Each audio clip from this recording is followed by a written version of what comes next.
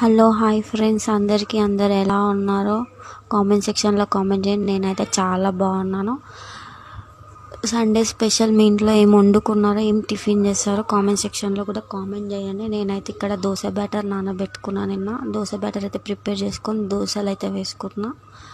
నేను దోశ బ్యాటర్ తోటి ఇడ్లీ, పొంగనాలు నాకు ఇష్టం ఉన్నట్టయితే చేసుకొని తింటానండి ఒక్క బ్యాటర్ తోటే. మీరు కూడా ఇలానే చేస్తారా? కామెంట్ సెక్షన్లో కామెంట్ చేయండి. నేనైతే ఇవాళ ఒక మంచి మాట చెప్పాలనుకుంటున్నాను. ఫ్యామిలీలో గొడవలు అనేటివి కామన్. వాళ్ళకి మనకు పడరానప్పుడు వాళ్ళతో మాట్లాడకపోవడమే మంచిది. అలా నేను కూడా ఉన్నానండి. అట్లయినా వాళ్ళ నా ఎమోషన్స్ తోటి ఆడుకుంటున్నారు.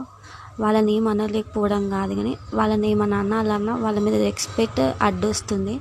రెస్పెక్ట్ ఉంది కాబట్టి నేను వాళ్ళని ఏమనలేకపోతున్నాను.